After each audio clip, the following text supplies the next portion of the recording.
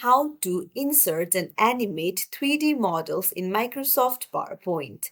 Hey everyone, welcome back to the channel. If you are new here, don't forget to hit the subscribe button and turn on the notification bell to not miss any updates.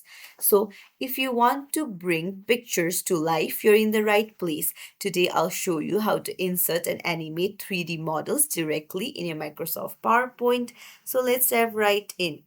First things first, open up your PowerPoint and then you'll see insert option on the top beside home on your ribbon bar. Go ahead and tap on it and you'll see 3D models. Drop down menu will appear and then tap on stock 3D models and you can choose from the various 3D models right here.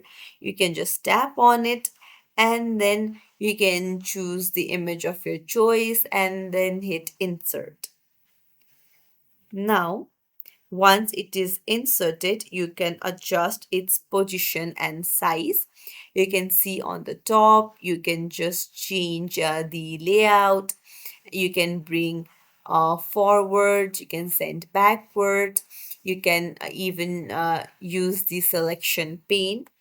And on the very right, you can see you can change the height, the width, and you can even change the lighting effects according to your wish.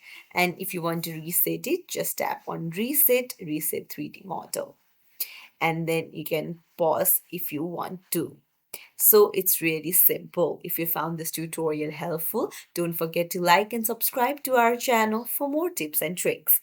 Thank you for watching.